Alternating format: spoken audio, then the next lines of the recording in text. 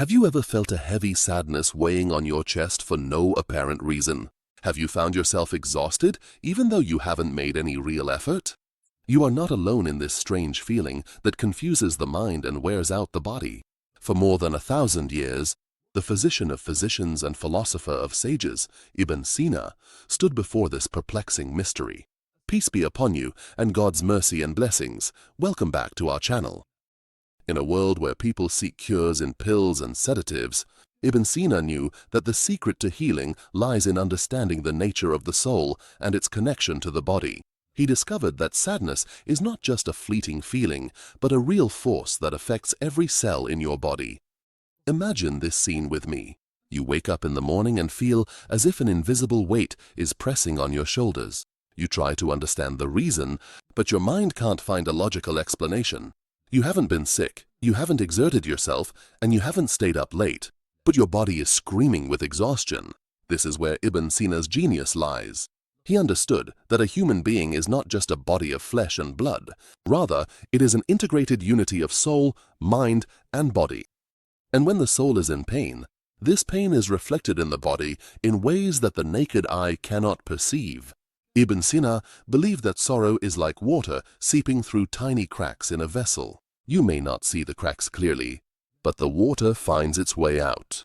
In the same way, sorrow finds its way into your muscles, joints, and nerves, even if you are unaware of its source. In our modern age, we are quick to deny or ignore our feelings, thinking that neglect will make them disappear. But Ibn Sina taught us that the body never lies.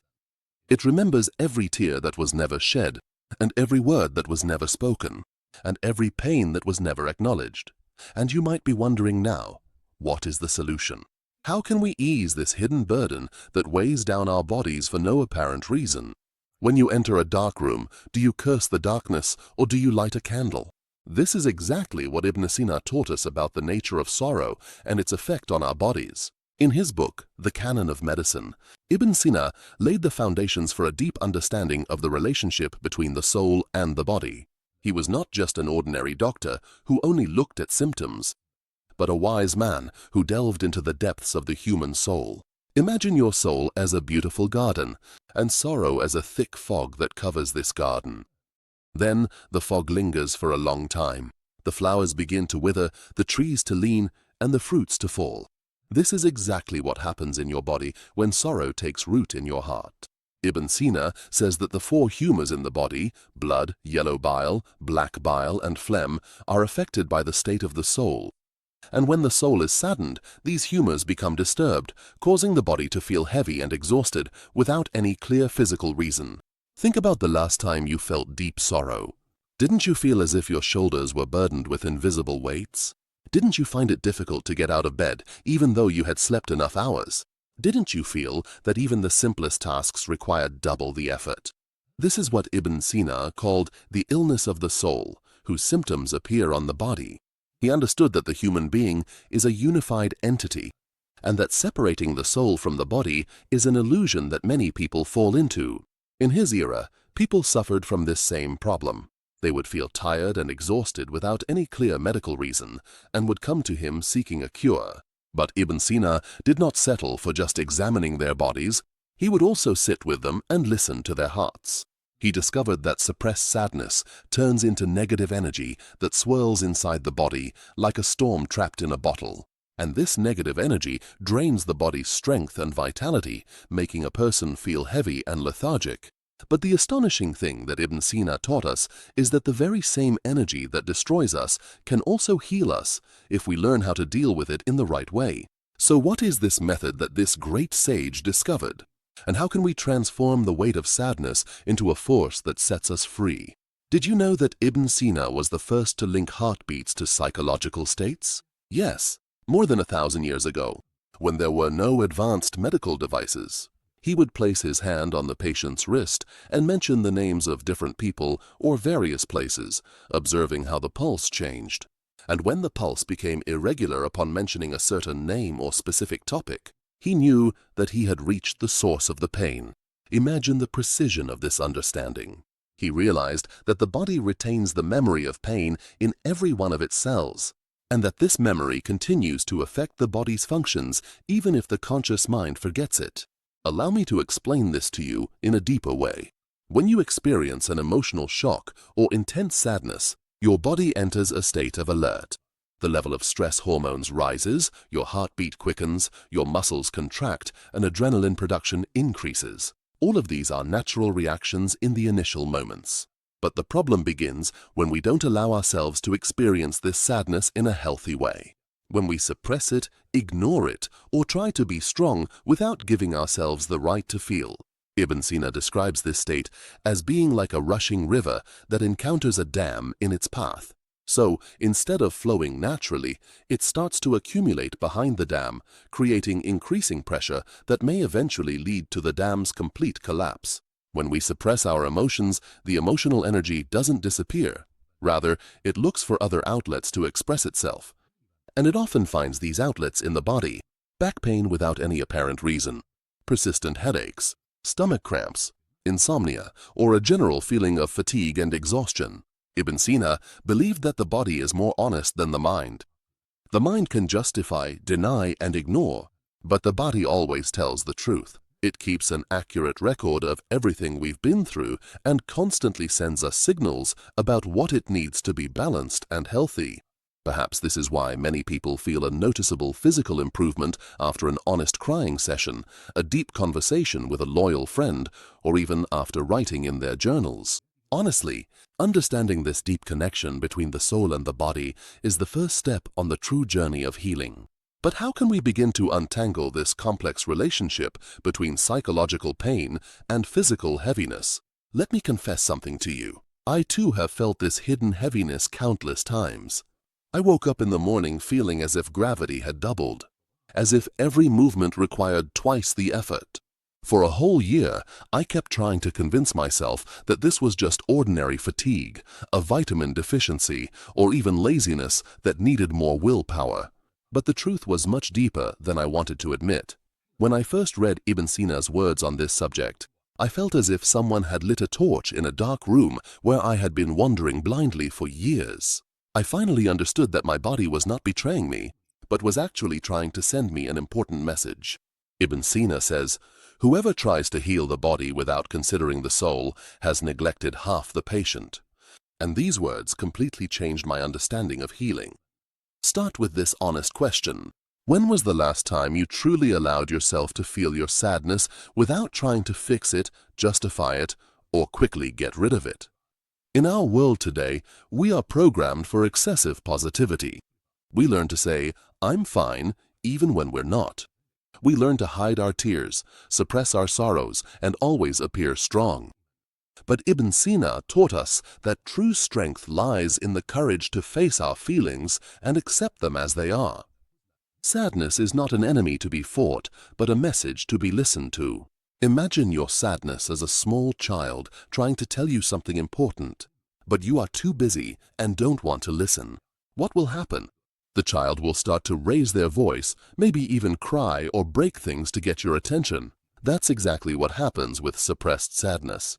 It finds other ways to express itself: aches in the body, constant fatigue, loss of appetite or overeating, sleep disturbances, or even unexplained outbursts of anger. So what's the solution? The solution starts with acknowledgement. Admit to yourself that you feel sadness and that this sadness is legitimate, natural, and human. Acknowledge that your body carries burdens that the eye cannot see and that it needs a different kind of care. Listen to your body in the same way that Ibn Sina listened to the pulses of his patients. Where do you feel the heaviness? Where do you feel tension? What is your body trying to tell you? The first step toward healing is not to fight what we feel, but to understand and accept it. And now comes the moment when everything begins to change. The moment that Ibn Sina taught us is the most important in the journey of healing, the moment of transition from understanding to action. You have acknowledged the presence of sadness and understood its effect on your body. This is a great achievement in itself, but it is only the beginning of the journey. Now comes the most important question. How do we turn this understanding into real healing? Ibn Sina believed in what he called healing the soul with the soul. And this does not mean treating yourself alone, but rather that you actively participate in your healing journey. and that you use the power of your will and awareness as an essential part of the treatment. The first thing he taught us was energy cleansing. Imagine your body is like an old house filled with dust and things that have accumulated over the years. You can't tidy up the house without first getting rid of the old things, right?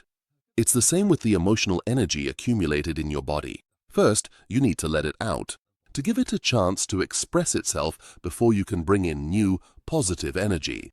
But how do we do that in a safe and healthy way? Ibn Sina did not ask his patients to ignore their feelings or suppress them even more, but rather he taught them healthy ways to release this trapped energy. One of these methods was what he called body talk. Sit in a quiet place, close your eyes, and start breathing slowly and deeply. Then begin to direct your attention to different parts of your body. Start at the top of your head and gradually move down to your forehead, your eyes, your jaws, your neck, your shoulders. At each part, ask yourself, what are you holding here? What do you feel in this place? Don't try to change or fix what you find. Just acknowledge its presence. Say to your shoulders, I see that you are carrying a burden. I thank you both for bearing all of this. Say to your chest, I feel tightness here. I know you are trying to tell me something important. This might seem strange at first, but Ibn Sina discovered that simply acknowledging the presence of pain can be the first step toward releasing it. The next step is what he called therapeutic breathing. It's not just ordinary breathing, but breathing with the intention of purification. Breathe deeply and imagine you are inhaling light and purity. And when you exhale, imagine you are releasing with it all the heaviness and accumulated pain. And in the moments when you feel like crying, don't hold it back. Allow the tears to fall. For Ibn Sina considered tears a blessing from God, a natural way to cleanse the soul and body from emotional toxins. This is the beginning of transformation, the start of the journey from heaviness to lightness, and from pain to peace. But the journey does not end here. So what comes after purifying negative energy? How do we fill this emptiness with something more beautiful and deeper? After you have started cleansing the accumulated energy, a sensitive and important stage follows. Ibn Sina taught us to approach it with great wisdom. It is the stage of rebuilding inner balance. Imagine you have finished cleaning an old house of all the accumulated things. Now you have an empty, clean space, but it needs to be filled with beautiful and useful things. This is exactly what happens to your soul and body after purification. Ibn Sina says, nature abhors a vacuum, and this means that when we remove negative energy from our bodies, we must make sure to fill that space with healthy, positive energy. Otherwise, the negative energy will return to fill the void again. But what is this positive energy he spoke about? It's not just superficial positive thinking as is promoted in many self-help books today, but rather a deeper and more genuine kind of energy that springs from the depths of the soul. The first source of this energy is what Ibn Sina calls the energy of gratitude, not artificial gratitude or flattery towards oneself, but a true, deep gratitude for life itself. Start with the simplest things: the air you breathe, the water you drink, the light that enters through your window, the beautiful sounds you hear. Do not belittle these things, for Ibn Sina discovered that true gratitude for simple things releases natural chemicals in the body that fight depression and strengthen the immune system. The second source is the energy of service. When we shift our focus from our personal pain and direct it toward helping others, something magical happens in our bodies. We begin to naturally produce what is now called happiness hormones. This does not mean neglecting yourself or ignoring your needs, but rather finding a healthy balance between caring for yourself and caring for others, even if it's just a sincere smile to your neighbor or a word of encouragement to a friend going through a tough time. The third source is the energy of beauty. Ibn Sina believed that beauty is essential nourishment for the soul, just as food is essential nourishment for the body. And when we deprive our souls of beauty, they begin to wither and fall ill. Seek beauty everywhere. In the color of the sky at sunset, in the sound of birds in the morning, in the aroma of coffee, in the touch of the breeze on your face. Surround yourself with the colors you love, and the music that delights your soul, and the scents that remind you of beautiful moments. And finally, there is the energy of movement, not just physical exercise, but conscious movement that releases the trapped energy in the body. Wake up in the morning and move your body gently. Stretch your arms upward. Roll your shoulders. Breathe deeply as you move. All these sources work together to create a positive vortex of energy that gradually replaces the vortex of sadness and heaviness. But what happens when we continue down this path? What awaits us in the next stages of the healing journey? And suddenly, in a moment you didn't expect, you feel something different. You wake up in the morning and don't feel that usual heaviness on your chest. You stand in front of the mirror and see a faint sparkle in your eyes that hasn't been there for a long time. This is the moment of reconciliation with oneself that Ibn Sina spoke of with great admiration. It is the moment when you begin to understand that the sadness that weighed down your body was not an enemy to be fought, but rather a teacher trying to teach you something important about yourself. Ibn Sina likens this stage to the story of the wise farmer who found his land full of stones and thorns. Instead of cursing the land and abandoning it, he spent time patiently and lovingly clearing it. And when he finished, he discovered that the soil beneath all those stones was among the most fertile land he had ever seen in his life. This is how it is with our sorrows when we deal with them with patience and wisdom. Instead of trying to suppress or ignore them, we discover that they conceal within them treasures of wisdom, strength, and compassion that we never knew existed. At this stage, you begin to realize that all the pain you went through was not in vain. Every tear you shed, every night you spent awake, every morning you woke up feeling heavy, all of that was part of a journey to reach a deeper understanding of yourself and of life. Ibn Sina says, "He who has not tasted the bitterness of sorrow will never appreciate the true sweetness of joy." And these are not just philosophical words, but a scientific fact. Suffering expands our capacity to feel, making us more sensitive to the beauty of life and more appreciative of its simple, beautiful moments. And at this stage, you also begin to develop a new kind of strength. Not the strength of stubbornness or denial, but the strength of resilience and wisdom. You learn to bend with the winds of life without breaking, like a bamboo tree that sways with the storm, but does not fall. You also begin to develop what Ibn Sina called the eye of compassion.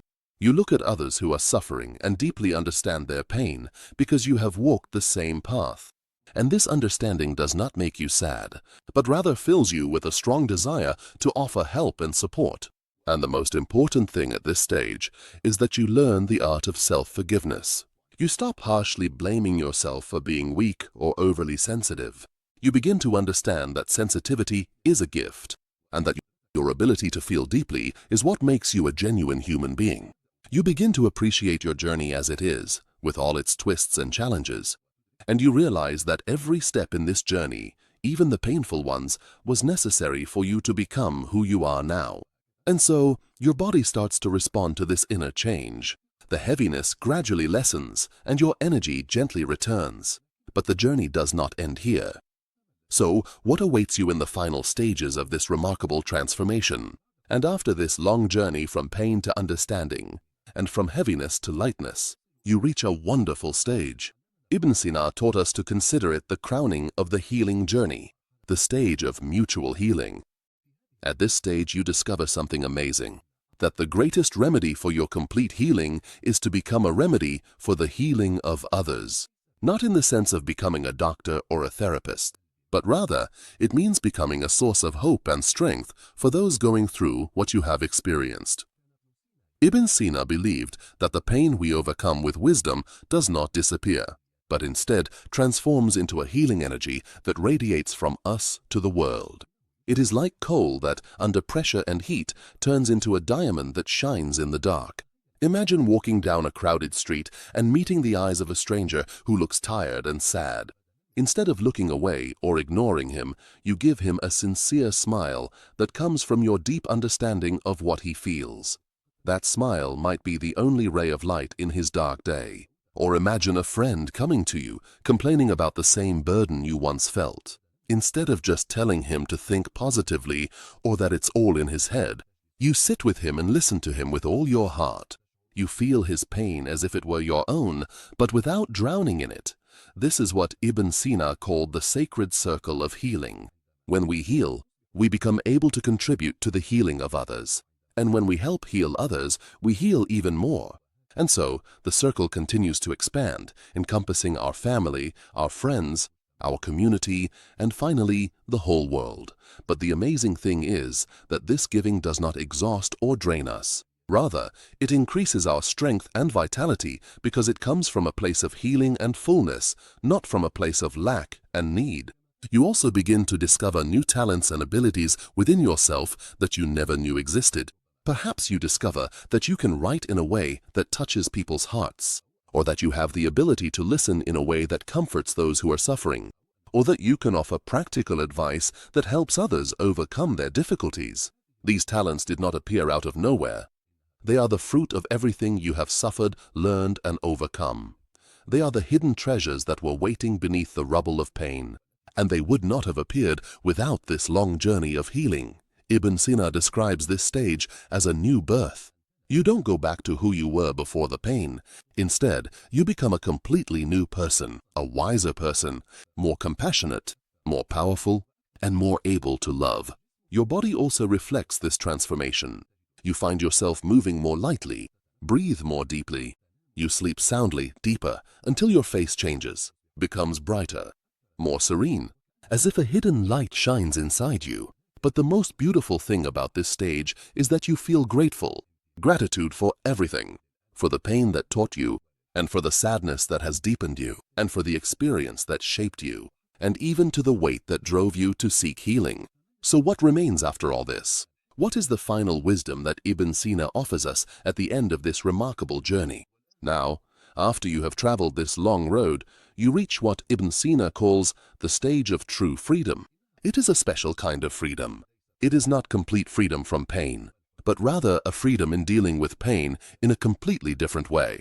You remember how, in the beginning, you felt fear and helplessness in the face of that mysterious weight that burdened your body. Do you remember how you used to look for ways to escape from it or ignore it? Now, you look at that same feeling, if it returns from time to time, with a completely different perspective. You are now able to say to it, "Welcome. I know you well. I know that you are not an enemy, but a messenger trying to tell me something important. So, what do you want to tell me this time?" This transformation in your relationship with pain is what distinguishes true wisdom. You have learned not to fight your feelings, nor to surrender to them completely. Instead, you have learned the art of dancing with them, to move with flexibility and wisdom, giving them the space they need without letting them take over your life completely. You have also developed what Ibn Sina called the sense of bodily wisdom. You have become able to read your body's signals with astonishing accuracy. You know when your body needs rest and when it needs movement. You know when it needs solitude and when it needs company. You know when it needs to cry and when it needs to laugh.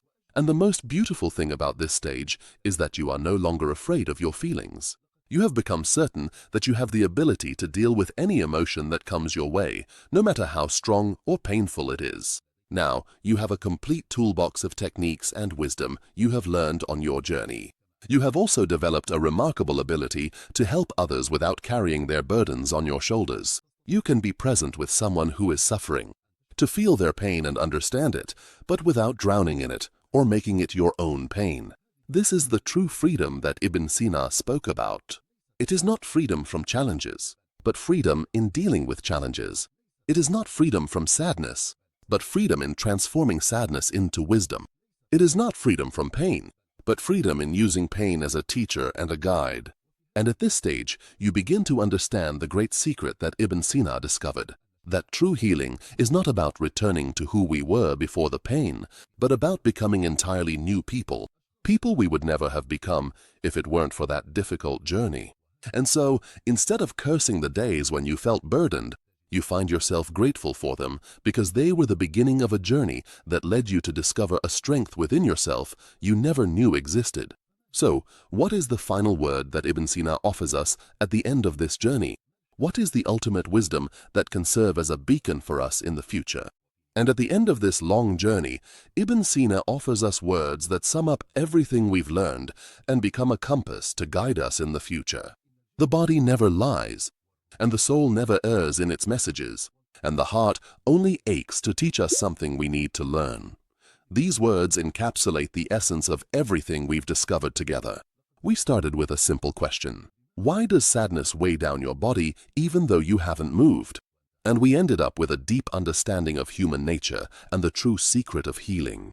We learned that a human being is not just a body carrying a soul or a soul inhabiting a body, but rather an integrated, miraculous unity whose parts cannot be separated from one another, and that anything affecting one aspect will inevitably affect the others. We learned that sadness is not an enemy to be fought, but a wise teacher trying to guide us to something important in our lives, and that resisting and suppressing it turns it into a destructive energy that finds its way into our bodies, while accepting and understanding it transforms it into a force for healing and growth. We learned that true healing does not mean returning to who we were before, but rather transforming into a better, wiser, and stronger version of ourselves, a version that does not fear pain, but knows how to deal with it wisely and flexibly. And we learned that the greatest medicine in the world is to become a remedy for others ourselves, to turn our pain into a source of strength and hope for those going through what we have experienced. But the most important thing we learned from Ibn Sina is the art of listening to inner wisdom, to trust in the ability of our bodies and souls to guide us toward exactly what we need in every moment, to learn the language of the body and the messages of the soul, and to respond to them with love and respect. And now that we have reached the end of this journey together, I want to remind you of something important. You are not alone on this path. Every person on earth has, at some point, felt that mysterious heaviness that cannot be explained by physical effort.